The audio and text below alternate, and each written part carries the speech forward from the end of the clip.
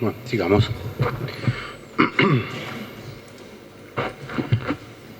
Vamos a hablar ahora de contratos de comercialización, franquicia, concesión, etcétera.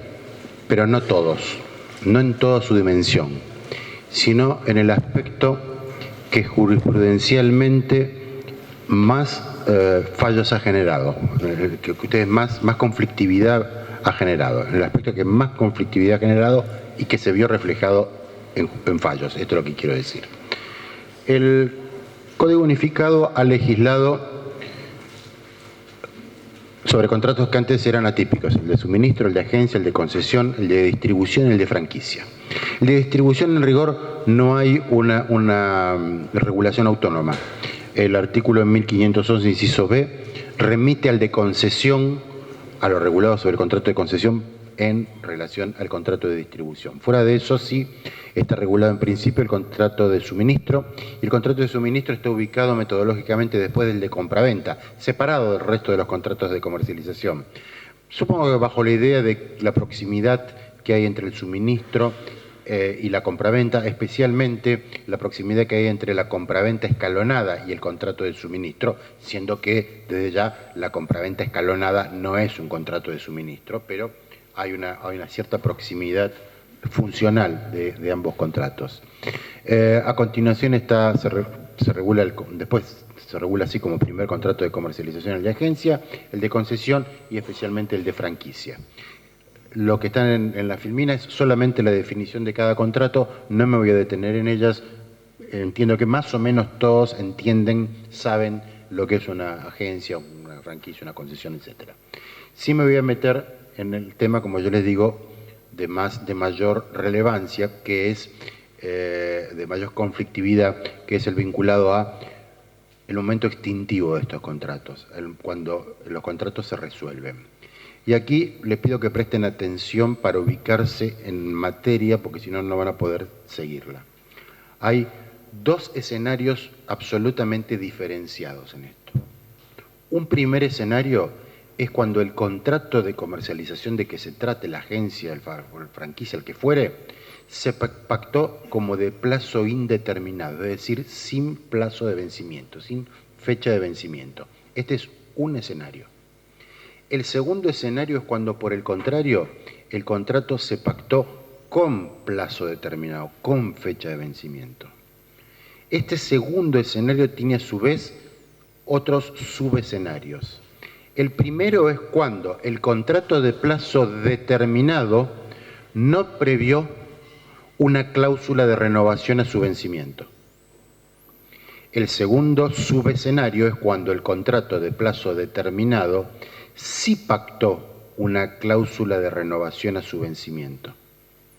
Y el tercer subescenario es cuando en el contrato de plazo determinado se pactó una cláusula que permitía a una de las partes resolver unilateralmente el contrato antes de producirse el vencimiento. ¿Se entendió? Vamos al primer caso. Contrato de comercialización, al primer escenario, que no tiene subescenarios.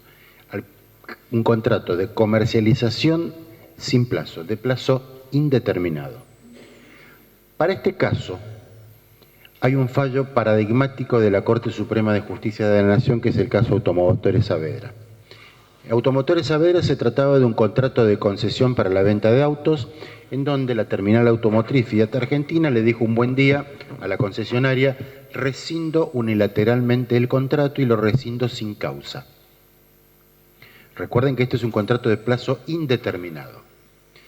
Llegado el caso a la Corte, después de haber pasado por dos instancias de la justicia comercial, la Corte resolvió lo siguiente. Primero, cuando los contratos tienen plazo indeterminado, las partes tienen derecho a ponerle un fin, un momento a partir del cual deciden hasta aquí llegamos. ¿Por qué? Porque no puede haber un contrato a perpetuidad. De modo tal que la primera calificación que hizo la Corte en este fallo es: las partes en un contrato de plazo indeterminado pueden apartarse cuando quieran del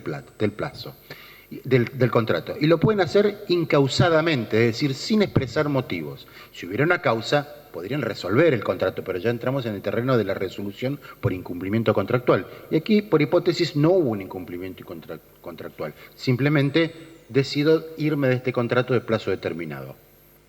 Ahora bien, fijando esta posibilidad como premisa, lo que hizo la Corte fue condicionarla a dos requisitos.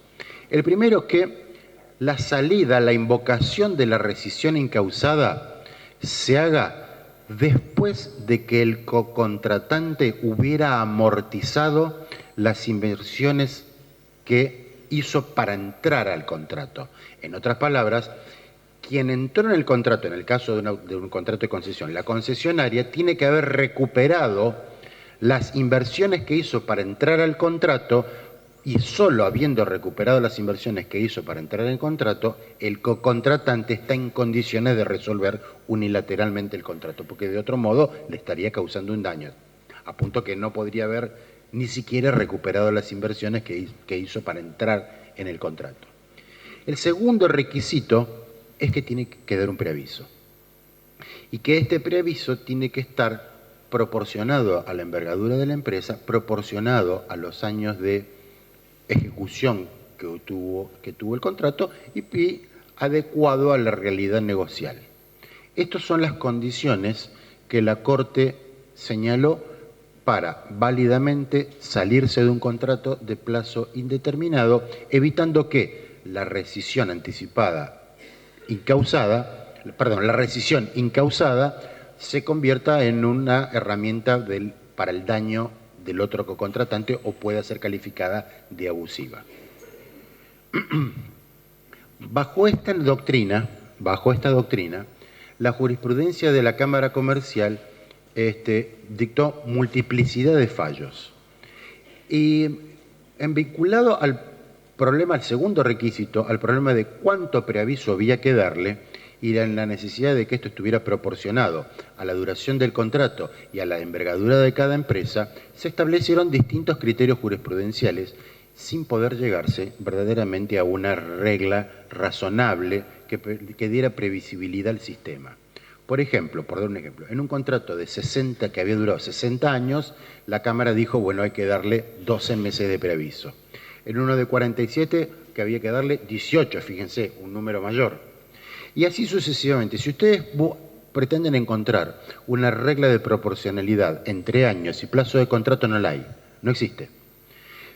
Y esto no es que los jueces son todos locos y hacen las cosas anárquicamente. La verdad es que en el caso concreto, por la envergadura de la empresa, por ahí se justificaba un plazo mayor o menor, porque en verdad se le da el preaviso ¿para qué? Para que el sujeto que ve que el contrato va a quedar extinguido pueda reacomodar sus inversiones en otra inversión distinta. Y no es lo mismo reacomodar las inversiones en otra inversión distinta si se trata de una gran empresa que si se trata de una pyme. Por eso los preavisos también tienen que estar vinculados o relacionados con la envergadura de la empresa para que puedan sostenerse racionalmente. Ahora bien, lo cierto es que esto tan a simple vista arbitrario, era contrario a la seguridad jurídica. ¿Por qué era contrario a la seguridad jurídica? Porque si yo hubiera ido a consultar a ustedes, doctor, me quiero ir, o doctora, quiero terminar este contrato de plazo indeterminado, ¿qué le hubieran aconsejado? ¿Cuál plazo de preaviso le hubieran aconsejado? La verdad es que no había una manera certera de aconsejar con cuánto plazo de preaviso hacer para deshacerse de este contrato. Porque esto dependía de un criterio jurisprudencial ulterior que vaya a saber cuál era ese criterio. En otras palabras, había una cierta inseguridad jurídica en esto. Por ese motivo, el proyecto de 1998 con relación al contrato de agencia dijo que había que dar un preaviso para dar por extinguido el contrato de 1 mes por cada año de duración del contrato hasta un máximo de 6 meses. En otras palabras, si había un contrato de 4 años de duración, yo daba un preaviso de 4 años. Pero si tenía un contrato de 10 años de duración, dando uno de 6 meses era suficiente, porque era 1 mes por cada año hasta un máximo de 6. Este criterio que estaba dicho en el proyecto de unificación para el contrato de agencia Y por remisión de un artículo del proyecto del 98, también para el contrato de concesión, la Cámara de Apelaciones en lo Comercial y los tribunales de grado en general lo que hicieron fue aplicarlo uniformemente para todo tipo de contratos de comercialización, no solo de agencias de concesión, sino también el de distribución, el de subfornitura, que es un contrato muy particular, no lo voy a explicar ahora, y muchos otros contratos. Esto es una enumeración meramente ejemplificativa. Esto era el proyecto 98 y la que la jurisprudencia, insisto, había hecho para dar cierta seguridad jurídica y previsibilidad al sistema que jurisprudencialmente existía y se aprobaba y se aceptaba. ¿Qué hizo el Código Unificado?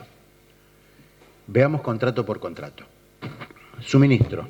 Si la duración del suministro no ha sido establecida expresamente, es decir, si es de plazo indeterminado, cualquiera de las partes puede resolverlo, dando aviso previo en las condiciones pactadas.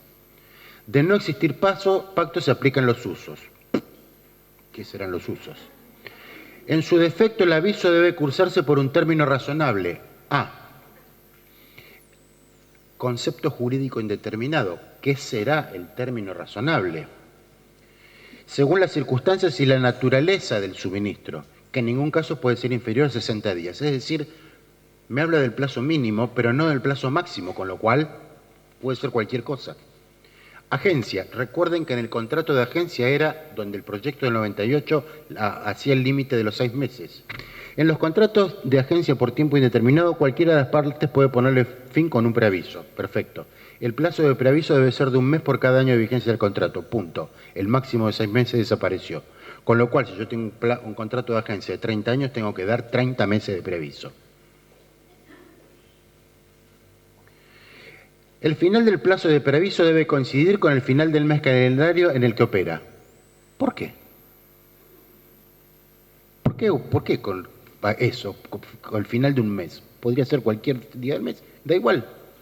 Las partes pueden prever que los plazos de preaviso superiores a los establecidos en este artículo. ¿Superiores a qué? ¿Cómo se entiende? 2 meses por cada año, 3 meses por cada año. Y entonces de los 30 nos vamos a los 90. Concesión. Se aplican las normas de la agencia, así que no cambia. Franquicia. En los contratos que se pactan por tiempo indeterminado, el preaviso debe darse de manera que la rescisión se produzca cuando menos al cumplirse el tercer año desde su concertación. En otras palabras, yo me tengo que fumar la franquicia, aunque el tipo sea un desastre, 3 años. Y aquí hay una causal de rescisión unilateral, incausada, muy común, que es la pérdida de confianza. La pérdida de confianza, que yo no la puedo probar así nomás, en realidad la pérdida de confianza es un criterio muy subjetivo. Yo me parece que este tipo... y lo rescindo. Ahora, aunque yo le hubiera perdido confianza, 3 años. La verdad es que esto afecta fuertemente la libertad del derecho a los negocios. Fuertemente lo afecta. Contratos por tiempo determinado. Recuerden que aquí tenemos 3 subescenarios: sin cláusula de renovación, con cláusula de renovación o con cláusula de rescisión anticipada al vencimiento del plazo. Supongamos que el contrato no tiene cláusula de renovación. Veamos los criterios jurisprudenciales que existían para este caso y después comparemos esto con lo que resolvió la unificación. Si yo pacté un contrato de plazo determinado, yo pacté un contrato de plazo determinado. Al vencimiento del contrato, el contrato se acaba. Y yo no tengo que preavisar que el contrato se acaba. Se acaba porque hemos pactado que esto dura 5 años y ni un minuto más. Autonomía de voluntad, no hay ningún problema. De modo tal que el plazo debe respetarse. Y si yo decido salirme del contrato antes de que venza el plazo, en realidad eso que estoy haciendo es un incumplimiento. Con lo cual, lo que le estoy dando es la oportunidad al otro de resolver por incumplimiento contractual.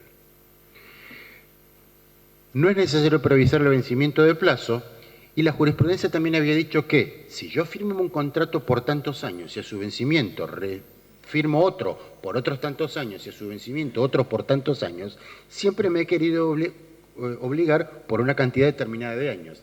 Y esta sucesión de contratos de plazo determinado no convierte la relación de plazo indeterminado. las partes han querido obligarse por 5 años, a los 5 años otros 5, al vencimiento de los 5 otros 5, y esto ha sido la voluntad de las partes, sin que esta renovación torne al contrato de plazo indeterminado. Distinto es el caso cuando, vencido el plazo, las partes no fijaron un nuevo contrato, no decidieron renovarlo, sino que lo continuaron de hecho. En este caso particular, marginal, si las partes al vencimiento del contrato siguen como si nada, con esta relación de hecho, puedo entender que ellas han decidido tornarlo de plazo indeterminado. Pero en verdad es una situación marginal propia de la situación propia del caso concreto. Estos eran los criterios, entonces, aceptados, con los cuales uniformemente la jurisprudencia resolvía todas las situaciones parecidas vinculadas a todos los contratos de comercialización de los que estamos hablando. ¿Qué pasa con los contratos que sí tenían una cláusula de renovación? La jurisprudencia decía, bueno, a mí no me pueden demandar para que yo renueve. Esto es una facultad, salvo que hubiéramos pactado la renovación automática, en cuyo caso la renovación automática requeriría, para evitarla, de una voluntad contraria expresada en el tiempo propio que las partes hubieran pactado. Pero nadie, si no hay cláusula de renovación automática, me puede pretender una condena a que yo prorrogue el contrato. Hemos decidido que el contrato tenga esta fecha de vencimiento, pactamos una cláusula, pero yo no me obligué a ejecutar esa cláusula. Y en cuanto a la llamada rescisión ante tempus, es decir, las cláusulas que me permiten a mí resolver el contrato antes de vencer el tiempo, pactado por las partes, la jurisprudencia había dicho que esto es posible siempre y cuando la resolución ante tempus se haga en un tiempo prudencial, en un tiempo mínimo razonable, es decir, que el contrato hubiera cumplido, se hubiera desarrollado lo suficiente como para que las partes hubieran obtenido algo de él. Porque, imaginen ustedes, no es posible establecer un contrato de plazo determinado con cláusula de rescisión unilateral ante tempus, firmarlo hoy y mañana rescindirlo. ¿Se entiende? Tiene que haber, para que el ejercicio de esa cláusula de rescisión anticipada no fuera tildado de abusivo, haber el contrato sido ejecutado en un tiempo mínimo razonable. En el caso Brothers, que está ahí citado, era un contrato a 3 años y la rescisión anticipada se hizo a los 18 meses, con lo cual el tribunal entendió que se había cumplido el plazo mínimo razonable de duración y que esta cláusula podía ser invocada. Desde luego, si el contrato de rescisión anticipado es causado, aquí me cambia el asunto. Yo lo único que tengo que hacer es probar la ocurrencia de la causa que justifica la resolución anticipada ante tempus. Muy bien, ¿se entendió? ¿Alguna pregunta? ¿Qué dijo el código? Suministro. El contrato de suministro puede ser convenido por un plazo máximo de 20 años, si se trata de frutos o productos del suelo o del subsuelo, con proceso de elaboración o sin él, y de 10 años en los demás casos. En rigor, en la práctica se va a ver esto último, los contratos de suministro comerciales de 10 años. Lo otro pareciera que es va a ser una excepción. Y termina. El plazo máximo se computa a partir de la primera entrega ordinaria. No me dice ni media palabra de todo lo que estamos hablando. Agencia. Excepto pacto en contrario, se entiende que el contrato de agencia se celebra por tiempo indeterminado. Es decir, si yo no pongo una cláusula específica, lo entendemos de plazo indeterminado. La continuación de la relación con posterioridad al vencimiento del contrato de agencia con plazo determinado lo transforma en contrato por tiempo indeterminado. APA.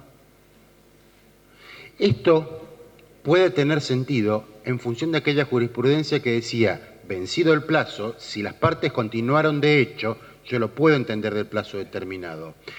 Pero en la comprensión de la norma también podría uno entender que si la continuación se hizo en función de una cláusula de renovación, también se convierte en plazo indeterminado. Fíjense cómo dice el contrato de concesión y comparemos los dos textos. El plazo del contrato de concesión no puede ser inferior a 4 años. ¿Por qué? Nadie lo sabe. Pactado un plazo menor o si el tiempo es indeterminado, se entiende convenido por 4 años. Como ven, lo que aquí vemos es una fuerte restricción a la autonomía de voluntad para definir duración del contrato, es decir, un aspecto esencial de la configuración interna del contrato. La continuación del contrato después de vencido el plazo determinado por el contrato o por la ley, sin especificarse antes un nuevo plazo, adviertan la diferencia de redacción entre la agencia y la concesión, donde aparece en la concesión esta expresión sin especificarse antes un nuevo plazo, pero en la agencia no aparece eso. ¿Lo ven? Lo transforma en contrato por tiempo indeterminado. Si yo no especifiqué un nuevo plazo, es razonable que lo transforme en contrato de tiempo indeterminado, porque entonces hay una continuación de hecho. Pero si yo especifiqué un nuevo plazo, entonces no se transforma en contrato de tiempo indeterminado, se transforma en otro contrato de tiempo determinado. ¿Y esta no debería ser la solución para la agencia? Sin embargo, la agencia no dice esta expresión. ¿Lo ven? Franquicia. Es aplicable al artículo 1506, es decir, el de la concesión. Al vencimiento del plazo, el contrato se entiende, ahí estamos, prorrogado tácitamente por plazos sucesivos de 1 año, excepto expresa denuncia de las partes antes de cada vencimiento con 30 días de anticipación, de antelación. ¿Por qué prorrogado tácitamente? ¿Qué es esto? ¿Por qué tanta injerencia en la autonomía de la voluntad de las partes? A la segunda renovación se transforma en contrato de tiempo indeterminado. ¡Wow! Realmente había toda una jurisprudencia desarrollada a lo largo de los años que tenía por base fallos de corte, que había dado seguridad, certeza, previsibilidad, ha desaparecido. Por supuesto, para las resoluciones ante tempus, que eran el tercer escenario, subescenario, el código ni media palabra.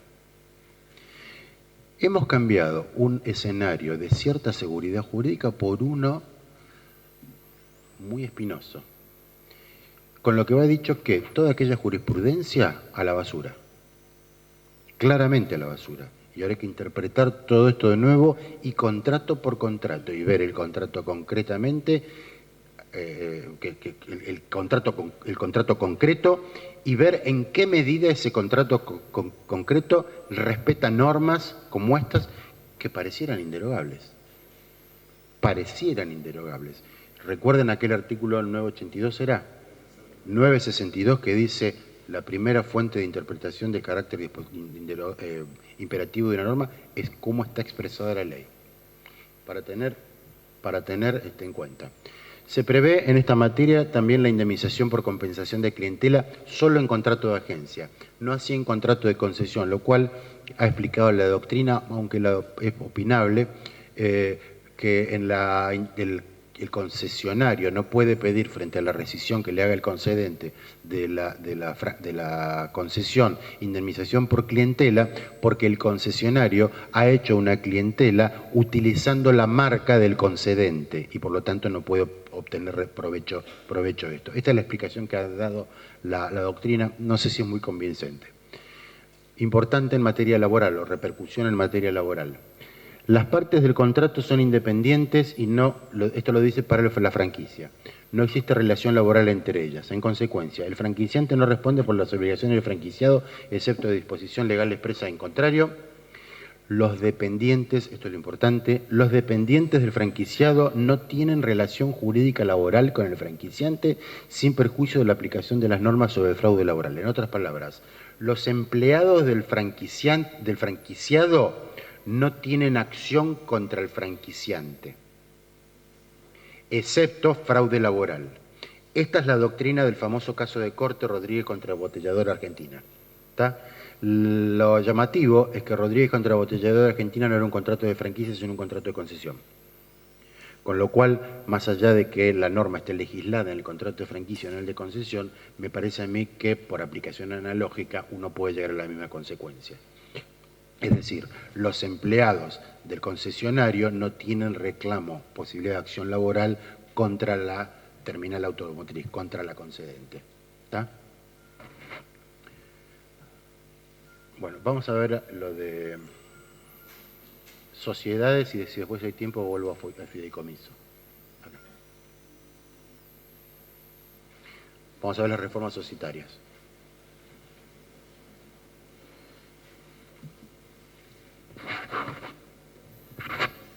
Ya hemos dicho que las sociedades son personas jurídicas, así lo dice la ley de sociedades y lo reitera el artículo 148 de la 141 y la enumeración que hace del 148 el Código Unificado. Ahora bien, había en la sociedad, en el Código Civil las llamadas sociedades civiles. Con la unificación, las sociedades civiles han desaparecido. No existe hoy una regulación propia de sociedades civiles. De modo tal que es lícito preguntarnos qué ocurre con las sociedades civiles, qué ocurrió con las sociedades civiles a partir del 1 de agosto, en que el régimen normativo que las regulaba ha desaparecido. ¿Qué normativas rige? Todo un gran problema de derecho transitorio que el codificador de la unificación no reguló, a diferencia de lo que sí hizo el legislador italiano en 1942, que frente a la misma situación hizo una norma de derecho transitorio. Nosotros no tenemos ninguna norma de derecho transitorio vinculada a esto y algunos han dicho que, como en las sociedades simples, que ahora vamos a ver qué son y que son las que reemplazan a las irregulares y de hecho los socios tienen una responsabilidad mancomunada, deberían regirse las sociedades civiles que han quedado, cuyo estatuto quedó derogado, regirse por el régimen de las sociedades simples. Sin perjuicio de esto, o en todo caso, en una parecida orientación a esto, la resolución de la IGJ, esta última, la 7 del 2015, ahí no puse 7 de 2015, pero es esta, artículo 185, dice: es admisible la subsanación o transformación de una sociedad civil constituida bajo la vigencia del anterior Código Civil mediante adopción de unos tipos regulados en el artículo 2, es decir, convertirla en una sociedad colectiva, anónima, comandita simple, etcétera, de responsabilidad limitada, debiéndose cumplir con lo establecido en la primera o sección cuarta del presente capítulo. Y esta sección cuarta es la que regula lo que vamos a ver, las denominadas sociedades simples. En otras palabras, se alude a una subsanación o a una transformación,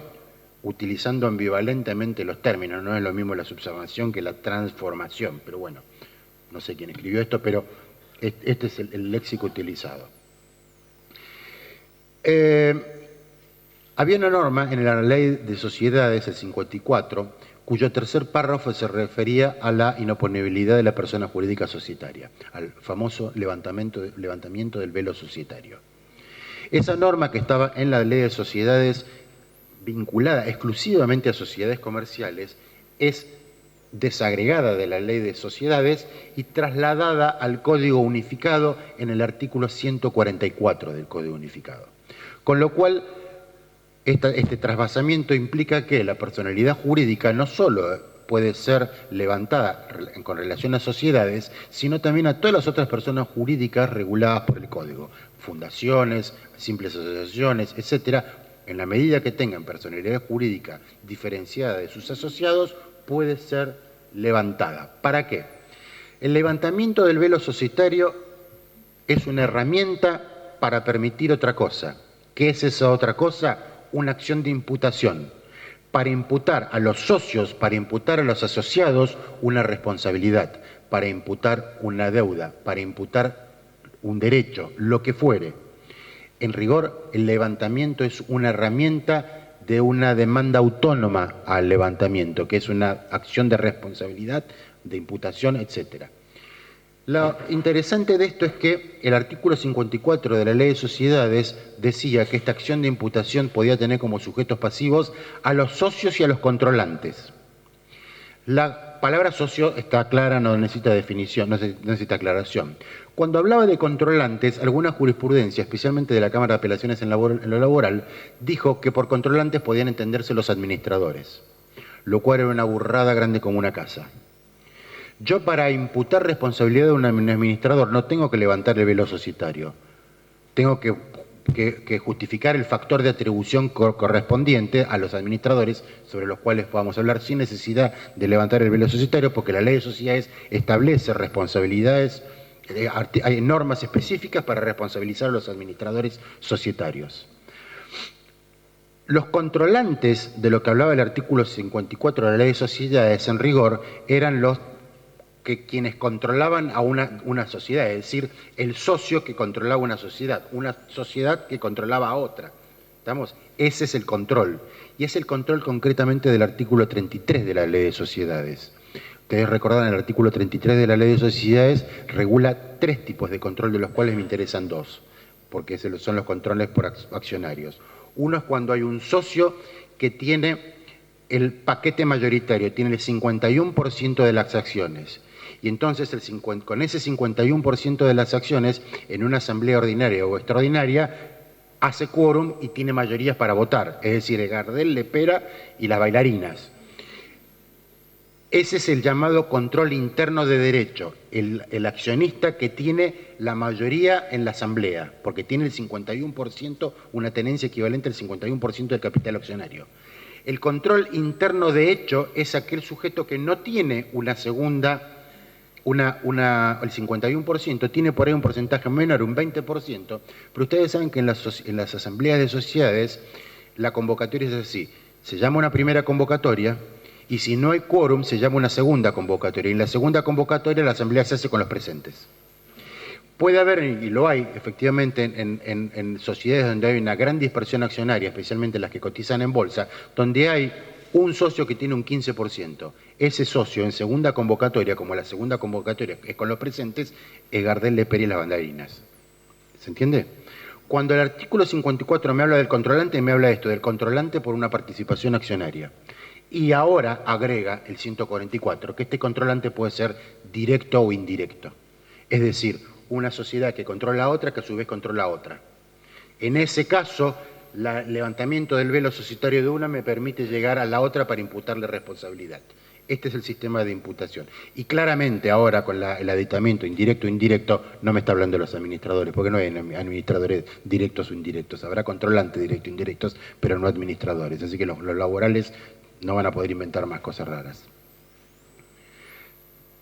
En materia societaria, los socios los administradores responden con el criterio del artículo 59 y 274, es decir, con un factor de atribución de tipo objetivo, el buen hombre de negocios, un cartabón para la apreciación del factor subjetivo, que es el buen hombre de negocios, casi de tipo objetivo. Y después dice el 274, responden por dolo, abuso de facultades o culpa grave, es decir, no la culpa común, sino una culpa distinta, la culpa grave, una culpa, un estándar de responsabilidad más acentuado. Esto es lo que dice la Ley de Sociedades, artículo 274.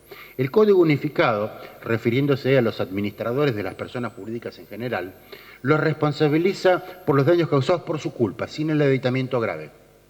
La pregunta que uno puede hacerse es, esta norma, el 160 de la Ley del Código Unificado, que requiere para responsabilizar a un administrador de persona jurídica solo la culpa, ¿ha venido a modificar el régimen específico de la Ley de Sociedades que no exige culpa, que exige culpa grave? En verdad, esto tiene 2 respuestas posibles, o mejor dicho, 2 fundamentos para decir que no lo ha modificado. La primera, me voy a limitar una sola. Ley general no deroga ley especial. Hay una ley especial que es la societaria, que para los administradores societarios requiere al menos culpa grave para responsabilizarlos. Esto no fue derogado.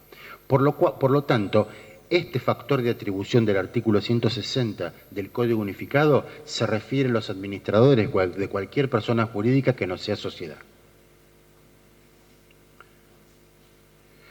Otros aspectos reformados, hubo el proyecto de la comisión redactora, Lorenzetti, Elena Hayton y Aida Kemmermacher, había hecho mayores reformas societarias, las que están allí enumeradas. Estas volaron del escenario. Cuando se fue elevado el proyecto del el Poder Ejecutivo, se encargó de eliminar estas otras reformas. Sí persistieron las siguientes. La primera, una modificación en la posibilidad de sociedades entre cónyuges, que antes estaban permitidas exclusivamente para los cónyuges podían ser socios en sociedades por acciones o de responsabilidad ilimitada y ahora pueden serlo en cualquier tipo societario.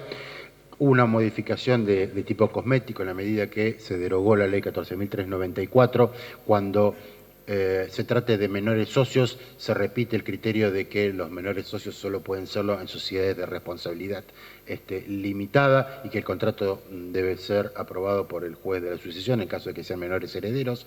La idea de esto, las dos normas, es una norma tutelar a favor de menores. Se expandió la posibilidad de que una sociedad sea socia de otra. Ahora las sociedades anónimas y en comanditas por acciones, decía la ley vieja, solo pueden formar parte de sociedades por acciones. Ahora se abrió la posibilidad de que fueran por formar partes por acciones de responsabilidad limitada y ser parte en contratos asociativos. Y finalmente, y este es el tema que vamos a hablar ahora con más detalle, se regula lo atinente a las sociedades unipersonales y a las sociedades, las llamadas, el régimen de las sociedades simples. Empecemos por lo primero, el régimen de sociedades unipersonales. Nosotros hemos estudiado un tipo societario fuertemente vinculado a la idea de contrato. Dos o más personas que decidían formar una persona jurídica a la cual iban a llamar sociedad. Este criterio que es el clásico, que es el criterio del Código Civil francés y de 2 siglos, el criterio contractual, ya en buena parte del siglo XX, había tenido el fuerte enfrentamiento del criterio institucional, que podía uno entender que había sociedades donde lo contractual no existía, sino que lo que existía era lo institucional, y desde esta perspectiva institucional habría cauce a formas societarias distintas de las nacidas puramente en el contrato. Desde esta perspectiva, todo el régimen de sociedades creadas por ley, donde estaba el Estado, tienen esta conformación, una conformación de tipo institucional, no una conformación de tipo básicamente contractual, aun cuando el organicismo, el modo de funcionar de las sociedades, pudiera tener en la práctica mucho de contractual. Desde esta perspectiva no ha de llamar la atención de que puedan pensarse en sociedades unipersonales, donde lo contractual en verdad no está, porque nadie contrata consigo mismo, por así decirlo. Aquí lo que se ve es un poquito más lo institucional, esa forma de ver el modelo societario desde una perspectiva más institucionalista que contractualista. La ley de sociedades, ya sabemos, esto no lo permitía, el texto de la comisión sí lo permitía y permitía formar sociedades unipersonales, cualquiera sea el tipo, no había límites en cuanto al tipo elegido, con la excepción de aquellas sociedades que tienen dos socios con responsabilidad distinta. Es el caso típico de las sociedades de capital e industria o de las en comandita simple o en comandita por acciones, donde tenemos, por ejemplo, capital industria. El socio capitalista tiene responsabilidad limitada, pero el socio industrial la tiene ilimitada. No se podía formar una sociedad unipersonal donde los dos tipos de responsabilidades estuvieran reunidas, porque había un único socio que no podía ser de responsable ilimitado o ilimitadamente a la vez. ¿Se comprende? Lo mismo pasaba con los socios, con las sociedades en comandita simple o en comandita por acciones, donde también hay diferencia entre los socios en cuanto al tipo de responsabilidad que ellos tienen. Este tipo de sociedades con socios de dos tipos de responsabilidad diferenciados no podían ser sociedades unipersonales. Fuera de esas excepciones, la Comisión había autorizado que cualquier otro tipo societario pudiera ser adoptado como sociedad unipersonal. El texto del Poder Ejecutivo modificó eso y dijo, solamente pueden ser sociedades anónimas. Una fuertísima restricción a la unipersonalidad societaria. Ahora bien, la unipersonalidad societaria en los hechos puede tener dos escenarios posibles. Una, porque la sociedad se constituyó como tal, se constituyó unipersonalmente desde el vamos. Y otra, que era la que ya venía del Código, y que de la Ley de Sociedades, que es que la sociedad nació plurilateral, pero con el paso del tiempo fue perdiendo socios hasta quedar uno. Esto era, en el régimen anterior, una causal de disolución. Si yo no reconstituía la pluralidad dentro de los 3 meses, la sociedad quedaba disuelta de pleno derecho y quedaba disuelta, no de pleno derecho, no, y pasaba a etapa de liquidación. Muy bien. ¿Cómo resuelve este problema? Ahora, la reducción de varios socios a uno ya no es más causal de disolución. Esto en el derecho anterior, como acabo de decir, ahora ya no es más causal de disolución, con lo cual se deroga el inciso octavo del artículo 94, que era el que regulaba este. Y si es sociedad anónima, recuerden que las unipersonales se piden para sociedad anónimas, se autorizan solo para sociedades anónimas, lo que ocurre es que, primero, debe adecuar su denominación, es decir, una sociedad, estamos en un escenario, entiéndanme, sociedad anónima, pluripersonal, que se quedó con un único accionista. Esto no disuelve la sociedad. Lo que ocurre es, la sociedad se transforma en una sociedad anónima unipersonal, para lo cual, lógicamente, tiene que cambiar su denominación, quedando sometida al régimen automáticamente de fiscalización estatal permanente del artículo 299 de la Ley de Sociedades, con consecuencias que después vamos a ver. Esto sí es una SA. Si es una encomandita simple, encomandita por acciones o de capital e industria, dice la ley, dice el Código Unificado en los anexos que refieren a la Ley de Sociedades, debe decidir la disolución, recomponer la pluralidad dentro de los 3 meses o caso contrario se transforma de pleno derecho en una SA unipersonal. En otras palabras, una encomandita simple si no hace nada se transforma en una SA unipersonal. Lo mismo una capital industria ahora. Y esto dice la ley de pleno derecho. ¿Cómo se hace esto de pleno derecho? Y la ley habla de encomandita simple por acciones de capital o industria, pero ni media palabra de las colectivas o de las DSRL que se reducen a un único socio. De esto, absoluto silencio.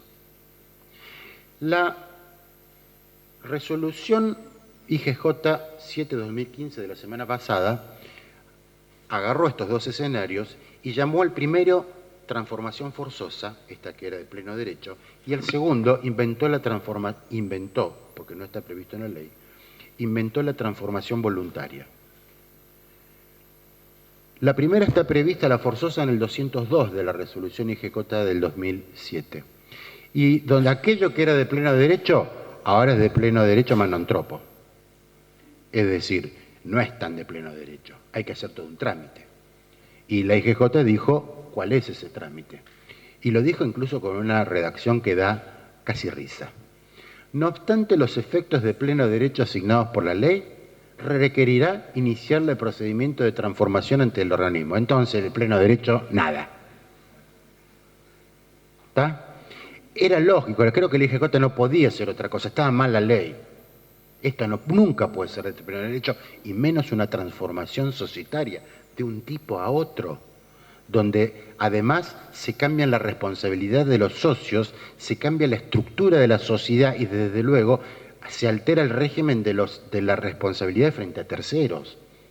¿Está? De modo tal que esto tenía que no era de pleno derecho ni de casualidad esto. El IGJ hizo lo que pudo frente a una letra de la ley que estaba horriblemente redactada. Recuerdo que esto es modificación del Poder Ejecutivo. No hay imputación a la comisión redactora de la doctora Hayton, el Kemermacher y el doctor Lorenzetti. Y aparecen además todas las recaudos de este trámite. El segundo caso es la transformación voluntaria, aquellas sociedades que la ley no decía ni media palabra, no dice ni media palabra, y aquí la IGJ inventa. No le queda otra tampoco. Inventa la llamada transformación voluntaria, sujetándola también a requisitos que hay que cumplir. En los restantes tipos sociales, no mencionados en el artículo 94 bis, lo cual está poniendo la huella, está dejando la marca indeleble de la omisión de la ley, y dice cómo se debe hacer esta transformación voluntaria. Se regula sobre la exclusión de socio en sociedades de 2 socios, como es el régimen. También en esto la ley señala que cuando la sociedad es de 2 socios y se excluye a uno, ¿qué hacemos con ese uno que queda como único socio? Y aquí en rigor hay una suerte de contradicción entre la ley y lo que dijo la IGJ. Porque según la ley, según el artículo 94 bis, dice, en estos casos se transforma derecho en la sociedad después de la exclusión, se transforma, o sea, a ver, lo digo mejor. El artículo 93 de la Ley de Sociedades, cuyo texto fue reformado por la ley que aprobó el Código Unificado, dice que se aplica el artículo 94 bis, sin perjuicio de la aplicación del 94 bis para esta solución. ¿Qué dice el 94 bis? Que la transformación se transforma de pleno derecho, la sociedad en una SAU, en una sociedad unipersonal. Muy bien. Allí donde hay una transformación de pleno derecho, la IGJ dijo que no implicará causal de disolución, debiendo resolverse dentro de los 10 meses la transformación en sociedad anónima. Es decir, ya tampoco es de pleno derecho, sino que, según la IGJ, tiene que haber una decisión haciendo la transformación. Ustedes me preguntarán, ¿por qué la delimitación a constituir sociedades anónimas solamente, a sociedades anónimas unipersonales solamente bajo la forma de sociedades anónimas? ¿Por qué no puede haber sociedades de responsabilidad limitada unipersonales? La verdad, no se entiende. No se entiende porque la disminución de los socios, de los accionistas de una sociedad anónima, no implica modificación del contrato constitutivo. Con lo cual, al no implicar modificación del contrato constitutivo, no hay que hacer las registraciones correspondientes en el registro público de comercio, en el registro público. Sí ocurre esto con las SRL. Cuando en una SRL los socios se van, estas modificaciones causan modificación del contrato constitutivo y hay que inscribirlas. En otras palabras, la desaparición de los socios en una SRL está sujeta a una publicidad que no está sujeta la desaparición de los socios en una SA, con lo cual es mucho más transparente lo que pasa en una SRL que lo que pasa en una SA. Sin embargo, el legislador, por razones extrañísimas, o mejor dicho, yo creo cuáles son, pero no lo voy a delatar, dijo, esto es solo una SA. No puede constituirse una sociedad unipersonal con otra unipersonal, es decir, no puede haber una sociedad unipersonal socia de otra unipersonal, ni constituirse, y las unipersonales, si esto no se ha modificado, están sujetas al régimen de constitución propio de la CSA, es decir, por instrumento público, por acto único. Como dije, la denominación es SAU, el capital social debe ser integrado el 100% en el acto constitutivo, esto diferencia a las sociedades anónimas comunes, en donde puede establecerse una constitución con un 25% al iniciarse y después el saldo integrarlo con posterioridad. El 100% tiene que estar constituido en el momento de la constitución de la sociedad anónima.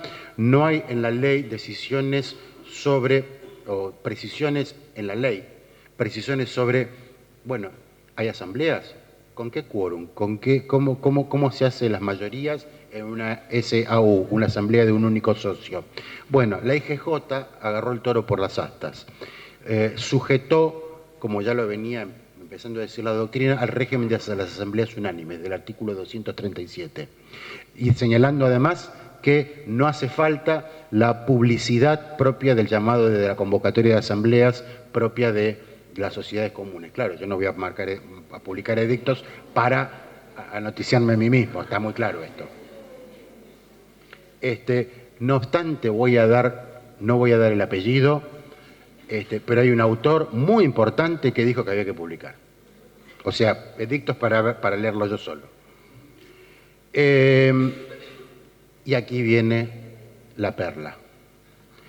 El hecho de que las sociedades anónimas unipersonales estén sometidas a fiscalización estatal permanente del artículo 299 significa que, primero, todas las sociedades anónimas bajo fiscalización estatal permanente tienen que tener un directorio plural, 3 ñatos, y además una sindicatura plural, otros 3 ñatos. Estos tipos tienen asimismo sus respectivos suplentes. Estamos hablando ya de 12 ñatos, ¿sí? Perfecto. Un socio que tiene que trabajar para pagarle a 12 tipos. O por lo menos a 6, en el caso que los suplentes no cobren nada. ¿Estamos? Perfecto. ¿Quién va a hacer esto? ¿Quién va a constituir una sociedad unipersonal para tener que inmediatamente formar un directorio de 3 sujetos con 3 órganos, con 3 integrantes del órgano de fiscalización? Nadie. Sí, bueno, el tema son los costos. El problema está aquí en que antes nosotros, ustedes me dirán, bueno, lo que va a hacer es hacer las llamadas sociedades de cómodo. Es decir, un socio que tenga el 99% del capital en el accionario, uno que tenga el 1%, con eso reconstituimos la pluralidad, ¿sí? Y me salgo del esquema de la fiscalización estatal permanente. ¿Lo ven? Y desde luego me salgo de la necesidad de tener 3 directores, de la necesidad de tener 3 síndicos. ¿Sí? Esta sería la solución obvia. La resolución del EGJ 7/2015, artículo 56, ratificó el criterio de la necesidad, de la exigencia de que no exista una pluralidad de socios meramente formal o nominal. No escribirá la constitución de sociedades pluripersonales cuya pluralidad de socios sea meramente formal o nominal, es decir, una 99.1, 98.2, 97.3, no sé cuál será el límite. El problema es que yo antes no tenía la norma prohibitiva, la norma imperativa. ¿Cuál es la norma imperativa acá? La norma imperativa es, si vos querés hacer un unipersonal, automáticamente quedás sometido a la fiscalización estatal permanente, con 3 síndicos, 3 directores. Ese es el esquema imperativo. Yo antes no tenía la norma imperativa. Y puesto que no tenía una norma imperativa, si yo hacía una 98.2, 99.1, no estaba infringiendo una norma imperativa. Ahora sí. Y lo que ocurre cuando se infringe una norma imperativa, con un subterfugio como es hacer 99.1, 99.2, ¿saben cómo se llama? Fraude de la ley.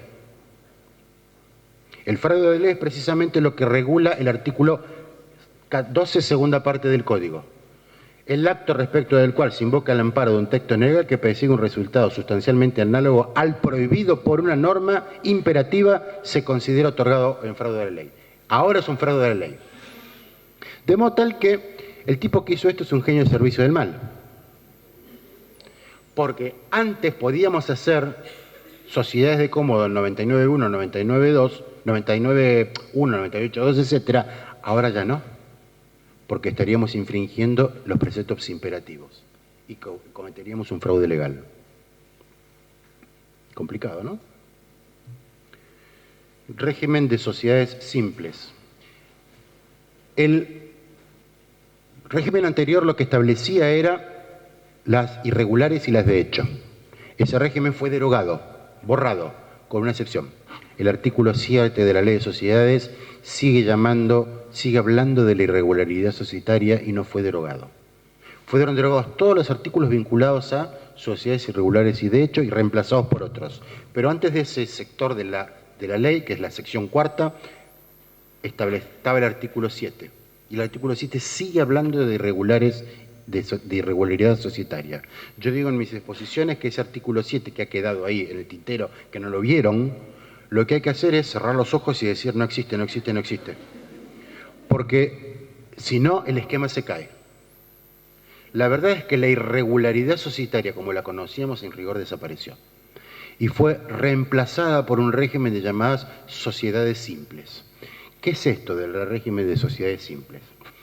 Nosotros teníamos que, de acuerdo al artículo 17 de la ley, era nula la constitución de una sociedad de tipos no autorizados por ley y que la omisión de cualquier requisito esencial no tipificante también hacía anulable el contrato. En otras palabras, cuando se infringía el régimen de tipicidad, la consecuencia era la nulidad. Hoy esto ya no existe. Cuando se infringe el régimen de tipicidad, la sociedad se convierte en regular, no se anula, solo que sometida a un régimen específico que es este que estamos empezando a examinar, el de las sociedades simples. Las sociedades simples entonces son, en definitiva, las que, como dice el artículo 21, no se constituye con sujeción a uno de los tipos del capítulo 2, es decir, no es una sociedad en comandita simple, una sociedad colectiva en comandita simple, capital, industria, sociedad de responsabilidad limitada, anónima, etcétera, de los tipos societarios, que omita requisitos esenciales o que incumpla con las formalidades exigidas por la ley, se rige por lo dispuesto por estas secciones. Es decir, todo aquello que le falta algo queda automáticamente sumergido en la sección cuarta de la ley, del capítulo primero de la Ley de Sociedades. Desde esa perspectiva, dejaron de ser sociedades irregulares y de hecho, y se convirtieron en sociedades regulares. Tienen personalidad jurídica diferenciada de los socios, son desde luego personas jurídicas privadas y pueden incluso ser titulares de bienes registrables, lo dice el artículo 23, segunda parte, y la prueba de la sociedad puede acreditarse por cualquier medio, como lo dice también el nuevo artículo 23 de la Ley de Sociedades. En el régimen de sociedades irregulares y de hechos de la Ley 19.550, los socios de una sociedad irregular o de hecho tenían responsabilidad solidaria. Ahora la tienen mancomunada. ¿Recuerdan que yo les dije que esta solución de la responsabilidad mancomunada era para tratar de subsumir a las sociedades civiles que habían dejado de tener regulación en este régimen? Pero hay una válvula de escape a este régimen. Dice, los socios responden frente a terceros como obligados simplemente mancomunados y por partes iguales, salvo que la solidaridad con la sociedad o entre ellos o una distinta proporción resulte, 1. En otras palabras, el régimen de mancomunidad, de responsabilidad mancomunada, puede tornarse de solidaridad. ¿Lo ven? En estos casos, cuando haya una estipulación expresa respecto de una relación o conjunto de relaciones. En otras palabras, cuando la sociedad contrata y con el contratante le dice, bueno, mira, si yo te incumplo, mis socios van a responder solidariamente por las deudas. Este sería el caso. De una estipulación del contrato social, en otras palabras, que los propios socios cuando contrataron renunciaron a la responsabilidad mancomunada para hacerse solidariamente responsables por las deudas sociales. No lo va a hacer nadie esto, obvio. De las reglas comunes del tipo que manifestaron adoptar respecto al cual se dejaron de cumplir requisitos sustanciales o formales. En otras palabras, esto es más inteligente. Si yo quise constituir una sociedad cuyos socios tenían responsabilidad solidaria, pero incumplí algunos de los requisitos tipificantes, esenciales o no esenciales, y por este motivo caigo en el régimen de las sociedades simples, como yo elegí un tipo societario cuyos socios tenían responsabilidad solidaria, por el hecho de caer en el régimen de sociedades simples, yo no paso a tener responsabilidad mancomunada, la sigo teniendo solidaria porque eso fue lo que yo elegí. Este es el inciso tercero del artículo 24 que acabo de señalar. En el régimen de las sociedades irregulares y de hecho ni los socios podían invocar entre sí contra la sociedad el contrato social, pero la sociedad podía invocar frente a terceros los derechos emergentes de contratos celebrados. Una norma que tuvo en su momento discusión doctrinaria. ¿Cómo es ahora? El contrato social puede ser invocado entre los socios. Antes no lo podían hacer. El contrato social no podía ser invocado entre los socios. Ahora sí. Esto señala la posibilidad de los conflictos intrasocietarios ahora con base en el contrato social. Antes no era posible. Es oponible a los terceros el contrato social, solo si se prueba que los terceros lo conocieron efectivamente al tiempo de la contratación. O del nacimiento de la relación obligatoria y también puede ser invocado por los terceros contra los sociedades, los socios y los administradores. En otras palabras, la norma regula la oponibilidad del contrato social intrasocietariamente, es decir, entre los socios, y la oponibilidad ultrasocietariamente, es decir, frente a terceros, bajo las particularidades, cumpliéndose las condiciones aquí establecidas. Es decir, que el tercero conocía el contrato social al momento de la contratación fundamentalmente. En materia de representación se reitera así la idea de que cualquier socio puede representar a la sociedad. Esto no hay modificaciones. Tampoco la hay, salvo en un punto, en las relaciones de los acreedores sociales con los particulares de los socios.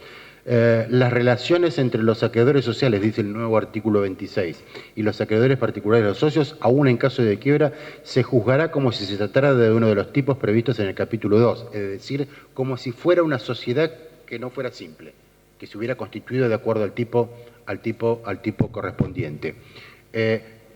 Pero la diferencia está en la parte final. Ahora dice, incluso respecto de los bienes registrables, y antes era, excepto con relación a los bienes registrables. Esto está vinculado al hecho de que ahora estas sociedades pueden ser titulares de bienes registrables, conforme lo vimos antes, artículo 23, segunda parte. Se regula el problema de la disolución de la sociedad simple, se regula el tema de la liquidación, lo regula en los dos casos el artículo 25 de la Ley de Sociedades. Permítanme, de esto voy a hacer apenas una mención, tengo muy poquito tiempo. No hablaba de la función la Ley de Sociedades, pero lo hizo, la reforma de la Ley de Sociedades, pero lo hizo la Inspección General de Justicia en el artículo 178, permitiendo que las sociedades simples puedan participar en procesos de fusión societaria. Y estas sociedades, las sociedades simples de las que estamos hablando, se establece un régimen de subsanación para ellas, es decir, la posibilidad de que puedan salirse de este esquema de la sección cuarta de la ley para adoptar el tipo que habían previsto adoptar. El régimen de responsabilidad, perdón, el régimen de subsanación está regulado en el artículo 25 de la ley. Y el acuerdo, en la resolución IGJ del año 2015, perdónenme que vaya tan rápido, pero en el artículo 184 lo que hizo es reglamentar ese artículo 25 señalando cuáles son los requisitos necesarios para proceder al trámite de subsanación. Hacer un acuerdo de subsanación, balance, inventario, etc. Reformas concursales.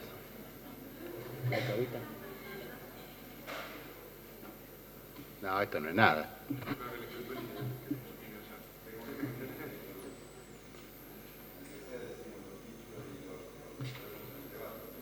Sí.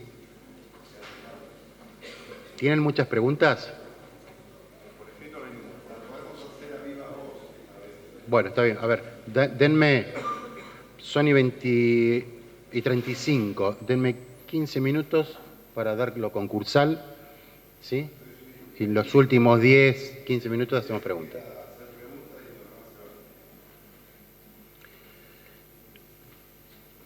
Voy a tratar de ir lo más rápido posible. Hay reformas en materia de privilegios, pero hablar sobre privilegios a las 9 de la noche los puedo matar. Ah, perfecto, entonces no hablo nada. También te aclaro, perdóname, que Parellada, por las obligaciones, también habló del tema de la garantía común. Perfecto, lo paso. Lo paso. ¿Hablaron de garantía común, del tema de servicios públicos, todo eso? Habló mucho sobre la garantía y el funcionamiento del régimen concursal, pero algo puede quedar ahí. Bueno, a ver, dos palabras. Muy rápido. 242, 743 regulan, ponen en letra aquella frase que nosotros todos conocemos: el patrimonio es la garantía común de los acreedores. Esta es la idea básica. Dice la ley 743, el código dijo, los bienes presentes y futuros del deudor constituyen la garantía común de los acreedores. Esta es una regla que en rigor funciona con plenitud para ejecuciones individuales, no para la quiebra. ¿Por qué? Porque los bienes futuros en una quiebra no son todos entran a la quiebra. Entran los bienes que adquiera el fallido con posterioridad a la declaración de quiebra y hasta la rehabilitación, 1 año. Con lo cual puede haber bienes futuros después del año que no ingresan en la liquidación postquiebra, en la liquidación de la quiebra. Se amplía el elenco de bienes no inejecutables.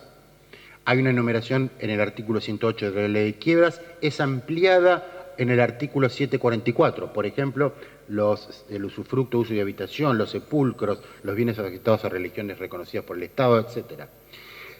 Hay una norma, el 243, vinculada a la ejecución de bienes afectados a servicios públicos. Si se trata de los bienes de los particulares afectados directamente a la prestación de servicios públicos, aquí Código unificado, ¿de quién me está hablando? De los prestadores de servicios públicos privatizados, de los concesionarios de servicio público. Si se trata de bienes de los particulares, los concesionarios, afectados directamente, el poder de agresión de los acreedores no puede perjudicar la prestación del servicio. Esto no equivale a consagrar una inejecutabilidad, pero sí una fuerte restricción a la ejecutabilidad, porque yo tengo que respetar que no se afecte con la ejecución de este o aquel bien la prestación del servicio público. Hay una inejecutabilidad en la vivienda familiar y en la unión convivencial. Esto está previsto en el artículo 522 infine. La vivienda familiar no puede ser ejecutada por deudas contraídas después de la inscripción de la unión convivencial. Ojo que la protección de la vivienda familiar en la unión convivencial no es la afectación de bien de familia, son cosas distintas. Aparece regulada no como una norma del Código Procesal, como está en el artículo 218 del Código Procesal Civil y Comercial de la Nación y en muchos otros códigos, la prioridad del primer embargante. Ahora esto que estaba en los códigos procesales es trasvasado al Código Unificado. Hay una norma, el 745, que alude a la prioridad del primer embargante, que funciona exclusivamente en ejecuciones individuales. En ejecuciones colectivas la prioridad del primer embargante no funciona. ¿Por qué? Porque los embargos se levantan en un concurso preventivo y en la quiebra el desapoderamiento sustituye todo ejercicio de acción individual, lo mismo que en el concurso preventivo también desde ya, y entonces los embargos, si no hay ejecución individual, los embargos no valen nada. La prioridad del primer embargante, que se rige por la regla prior in tempore, poter in iure, quien primero embarga tiene un mejor derecho con relación a los embargantes ulteriores, es sustituida en los procesos concursales por la regla de la par condicio creditorum. Todos los acreedores de la misma clase son tratados igualitariamente. Esto es lo digo rápidamente, es una reforma importante. En el derecho comparado hay dos sistemas en relación a las obligaciones a plazo cuando el deudor entra en quiebra o se concursa preventivamente. Un sistema es el francés, donde cuando el deudor se concursa o quiebra, las obligaciones que están a plazo no se consideran anticipadamente vencidas. De modo que los acreedores tienen que esperar al vencimiento de la obligación para poder hacer su reclamo. Este sistema claramente protege al deudor, protege a la empresa. ¿Por qué? Hoy la empresa está en cesación de pagos, tiene una capacidad limitada de pagos y tiene un universo de acreedores que ya son de deuda exigible. Si yo venzo anticipadamente las obligaciones por vencer en el futuro, lo único que hago, lo que estoy haciendo es ampliar la torta de los créditos exigibles y la capacidad de pago, que es más limitada, la tengo que distribuir entre mayores acreedores. Beneficia al sistema francés al deudor porque entonces su capacidad de pago la tiene que distribuir hoy entre menos acreedores y a medida que él va recuperando su flujo de fondos podrá pagarle a los acreedores a plazo todavía no vencido. Este es el sistema francés. El sistema argentino y de otros países es exactamente lo opuesto. El vencimiento anticipado de las obligaciones se produce por el concursamiento de la quiebra del deudor. Lo dice la quiebra con claridad en el artículo 128, que se aplica analógicamente al concurso preventivo. Y lo decía Vélez en dos artículos, el 743 y el 571 del Código Civil. Quien se constituye en insolvencia, es decir, el acreedor de un deudor que se constituye en insolvencia no tiene que esperar el vencimiento de la operación para hacer reclamo. La idea de Vélez y la idea de la ley de quiebras es: si este tipo no me puede pagar hoy, mal me lo va a poder pagar dentro de 5 años cuando vence la obligación. No tengo yo por qué esperarlo. Si ustedes se advierten, este segundo sistema, ¿a quién protege? No al deudor, protege al acreedor. ¿Tá? ¿Qué ha hecho el legislador de la unificación?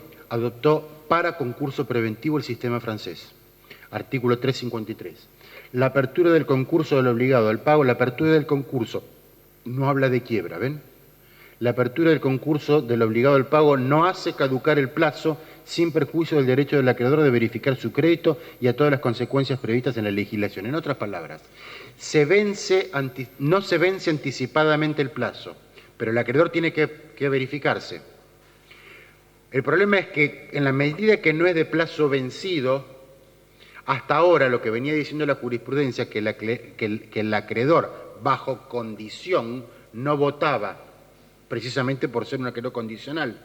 Si yo considero al no vencimiento del plazo como una condición, al margen de la diferencia que hay entre condición y plazo, yo no lo debería dejar votar, con lo cual el resultado práctico sería que el acreedor tiene que esperar a que le paguen dentro de 5 años y encima no puede votar. Y dentro de 5 años lo que le van a pagar es lo que decidan los acreedores con crédito ya exigido que están habilitados al voto. ¿Ven? Con lo cual ya he escrito que esta solución debería, que esta circunstancia debería resolverse de la siguiente manera. Permitiéndole votar, pero con recálculo del valor actual del crédito, porque no es lo mismo el crédito hoy, un crédito que debe vencer dentro de 5 años tiene un valor hoy que no es el mismo dentro de 5 años. Si yo ese crédito hoy lo tengo que vender, nadie me va a pagar los 100 pesos que me debe, me van a pagar 70. ¿Por qué? Porque tengo que esperar 5 años para que me paguen. El valor actual de ese crédito es otro. Normalmente el valor, esa diferencia de valor es equivalente al curso de los intereses entre hoy y el momento en que se produciría la obligación del vencimiento de la obligación. Con lo cual habría que permitirlo verificar con descuento de esos intereses de los correspondientes a esa anticipación no producida. Bueno, se admite claramente en el artículo 930 que no son compensables los créditos y deudas del concurso y quiebra, es decir, algo que era muy claro para la quiebra, porque lo decía el artículo 130 de la Ley de Quiebras, se aplica ahora claramente, antes lo hacíamos por analogía, al concurso preventivo. En materia de obligaciones de valor, las obligaciones de valor, recordarán ustedes que no tenían un tratamiento legislativo en el Código de Vélez, era una construcción doctrinaria de allá de los años 70 para explicar el fenómeno o darle una solución al fenómeno de la devalorización monetaria, etcétera. Se le ha dado carta de ciudadanía en el Código Unificado las obligaciones de valor, estableciendo algo muy particular que recuerda a la ley de desindexación de Martínez Raimonda. Dice, si la deuda consiste en un cierto valor, el monto resultante debe referirse al valor real al momento que corresponda tomar en cuenta para la evaluación de la deuda. Es decir, hay que tomar el valor real de la cosa al momento en que es exigible la deuda.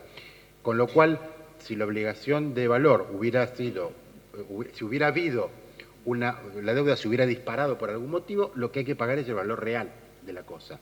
Pues bien, este valor real de la cosa, mejor dicho, en las obligaciones de valor en materia de concurso y quiebra tienen que ser convertidas a obligaciones dinerarias.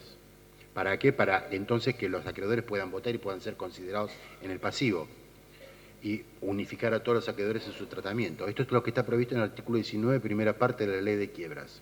Pero allí se dice que el acreedor de una obligación de valor puede elegir entre cuantificar el valor de su obligación al momento del vencimiento de la obligación o al momento de la presentación del deudor en concurso preventivo, lo que para él le sea más favorable. La verdad es que esta norma viene a ponerse de cabeza con el artículo 772 reformado que establece otro momento para la evaluación de la obligación de valor. Aquí el único modo de solucionar esta aparente contradicción es señalando que el artículo 19 de la Ley de Quiebras es ley especial con relación al régimen general del artículo 772 del Código Civil, del Código Unificado.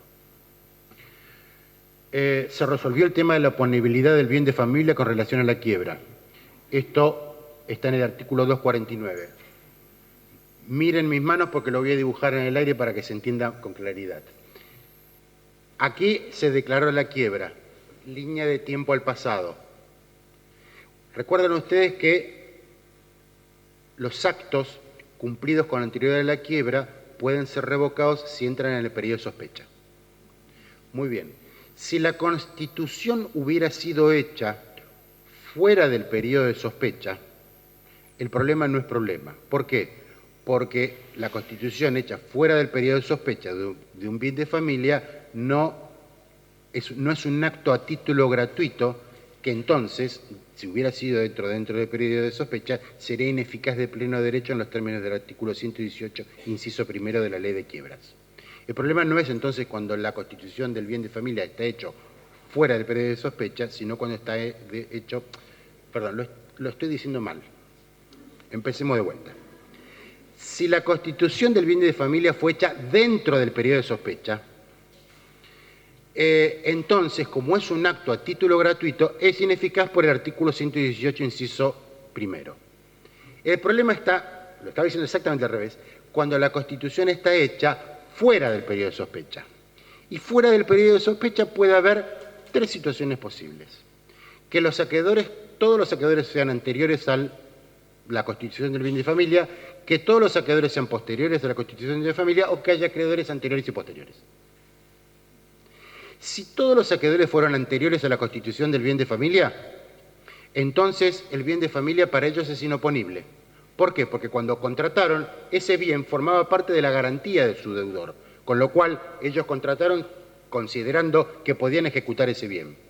Si por el contrario todos los acreedores fueron posteriores a la constitución del bien de familia, entonces a todos esos acreedores el bien de familia les es oponible, porque ellos contrataron cuando ese bien ya no estaba al alcance de la garantía patrimonial de ellos, estaba fuera de la garantía patrimonial. El problema está cuando los acreedores eran algunos anteriores y algunos posteriores. Aquí la doctrina se había dividido en 4 orientaciones, de las cuales voy a decir 3.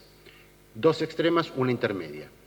Para unos decía, bueno, si hay acreedores posteriores y anteriores, lo que hay que hacer es liquidar el bien a favor de todos, lo que provocaba una desigualdad a favor de los quienes no tenían ese bien como parte integrante de la garantía de cobro.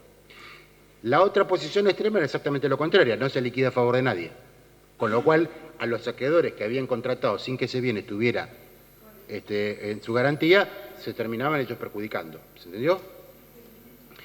Ganó la posición intermedia, que era la que había propiciado un buen sector de la doctrina, un gran sector de la doctrina, entre ellos Aida Kemermacher. Lo que se dice es, en el artículo 249, a propósito de esto, la posibilidad de una desafectación parcial del bien de familia, a favor de los acreedores posteriores a la constitución del bien de familia. Con lo cual, lo que ocurre es que en la práctica es lo siguiente: se hace una liquidación particular del bien de familia. Del producto de la liquidación se paga a los acreedores anteriores a la Constitución. Y si sobra saldo, ese saldo se le reintegra al fallido, para que el fallido lo afecte a la compra de una nueva vivienda que a su vez quedará afectada por como bien de familia. En todo este proceso, desde luego, hay una subrogación real, con lo cual el dinero nunca pierde la condición, del dinero sobrante, nunca pierde la condición de inejecutable. ¿Se entiende? Por otra parte, se dice que la desafectación del bien de familia solo la pueden requerir los acreedores con derecho al cobro del bien de familia. Es lo que dice la parte final subrayada. En el proceso concursal, la ejecución de la vivienda solo puede ser solicitada por los acreedores enumerados en este artículo, es decir, los acreedores anteriores, con lo cual me está deslegitimando al síndico. El síndico de la quiebra no puede pedir la desafectación del bien de familia. Este es un criterio que había aprobado en contra de la jurisprudencia de la Cámara Comercial, la Corte Suprema, en el fallo que tienen allí citados, no me piden pronunciarlo. Bueno, hay una norma sobre honorarios que no puede exceder el 3% fiscal. Se resuelve el problema de la oponibilidad del boleto frente a la quiebra. Solo se le asigna la necesidad de que el boleto tenga que tener fecha cierta, de modo tal que se reitera la solución del 1185 bis del Código Civil y 146, segunda parte de la ley de quiebras. Y bueno, ahí hay otras reformas concursales, pero básicamente estas son las importantes.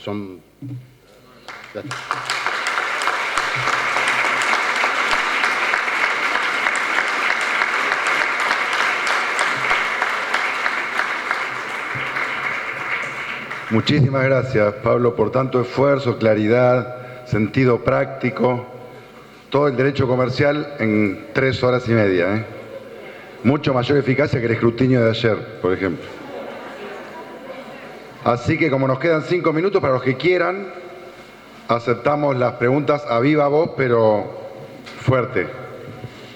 La pregunta que tenía para hacerle era, ¿cómo influye o cómo afecta el cambio que prevé el régimen actual de las sociedades de hecho o las sociedades simples en lo que hace a la quiebra por extensión que tiene la ley concursal, es decir, la quiebra de sociedad de hecho perdón, la quiebra de la sociedad importa la quiebra de los socios ilimitadamente responsables. El artículo 160 de la Ley de Quiebras es el que a él se refiere. La quiebra de la sociedad cuyos socios tienen responsabilidad ilimitada y solidaria importa automáticamente la quiebra de los socios. El sentido del artículo 160 es el siguiente. Se entiende con presunción iure de iure que la insolvencia de la sociedad es también insolvencia de los socios.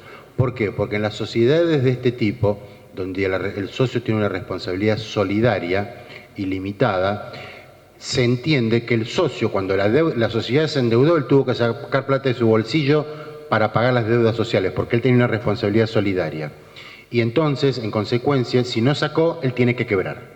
Esta es la idea del 160. Ahora, la base, el presupuesto fáctico del 160 es que la responsabilidad del socio sea un socio con responsabilidad solidaria. En las sociedades simples la responsabilidad como regla no es solidaria, sino como vimos en mancomunada.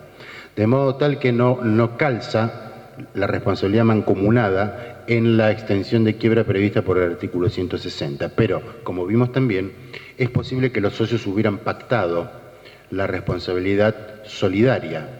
Y aquí hay que hacer una distinción. La responsabilidad, si está pactada en el contrato social, entonces es solidaria para todos los actos de la sociedad. En cambio, si la solidaridad estuvo pactada por un acto determinado, que es otra de las posibilidades que autoriza la ley en este artículo, el 25 era, es otro problema. Y ahí habría que hacer un análisis más fino de la situación. Porque la extensión de quiebra del artículo 160 alude a los socios cuya responsabilidad social, cuya responsabilidad solidaria es genéticamente solidaria, es decir, porque el tipo societario es de responsabilidad solidaria. Pero aquí el tipo societario, cuando estamos hablando de una responsabilidad de un acto determinado, ellos siguen siendo mancomunados para el resto de los actos, pero son solidarios para un acto determinado. De modo tal que no encajaría y no habría una responsabilidad genética, solidaria genética, en este caso. Con lo cual, en esta hipótesis, me parece que no habría extensión de quiebra por causa de esa deuda. ¿Se entiende? No habría fundamento para la extensión de quiebra. Distinto es el caso cuando en sociedades donde los socios tienen responsabilidad limitada, no obstante, pierden el derecho a la limitación de la responsabilidad a título de sanción, algo que ocurre en las sociedades, en algunos tipos societarios. Por ejemplo, en la sociedad de capital o industria, el administrador societario es el socio industrial. Pero si el capitalista se mete en la administración, el que tiene responsabilidad limitada, pierde la responsabilidad limitada y se convierte en ilimitado a todos los efectos. Con lo cual, en este caso, una especie de título de sanción, se le puede extender la quiebra al socio capitalista de la sociedad de capital e industria. Es una situación de excepción, pero no tiene ni siquiera analogía con la del artículo 25, que repito, genéticamente es mancomunada, y podría serlo solo genéticamente solidaria si así está pactado en el contrato social. Pero si se tratase de una solidaridad para un contrato en particular, esto no daría causa para una extensión de quiebra, me parece. ¿Alguien más? Sociedades, concursos, bancarios. Si alguien se quiere quedar 2 minutos más, yo te digo, decinos lo que vos querías decir más importante de fideicomiso. No, a ver, de fideicomiso, ¿qué decir?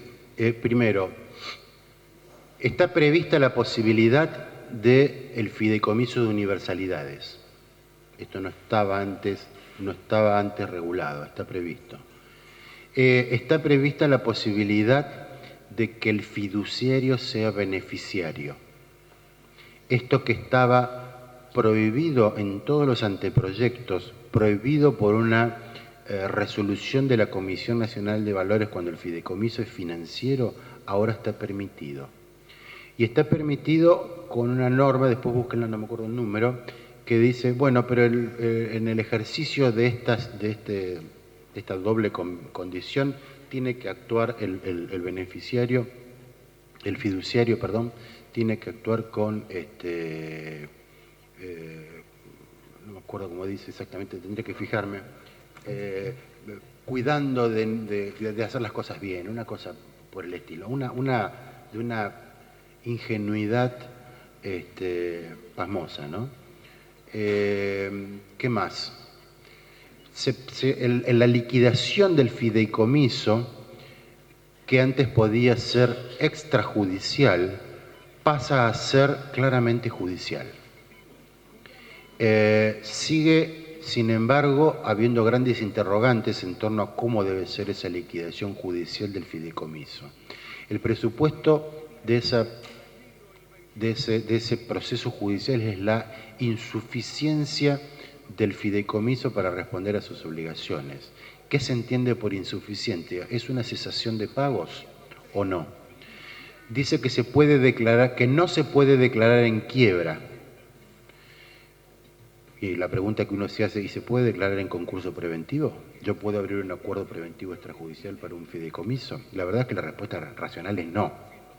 Aunque la ley de fideicomiso lo vuelve a repetir el código, pese a todas las críticas, que niega la posibilidad que el fideicomiso se declare en quiebra, tampoco se puede declarar en concurso preventivo. ¿Por qué? Porque si fracasa el concurso preventivo se convierte en quiebra indirecta, entonces yo estaría por una vía elíptica eludiendo la prohibición legal.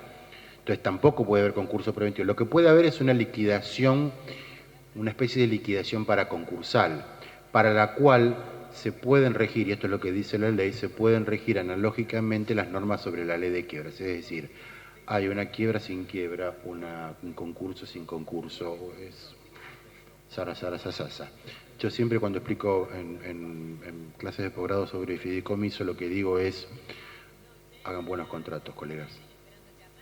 Que esté todo establecido. Buenos contratos, que no haya sorpresas. Los contratos que tienen esas cláusulas muy lavaditas son un semillero de problemas. La clave está por ahí, hacer un buen contrato de fideicomiso.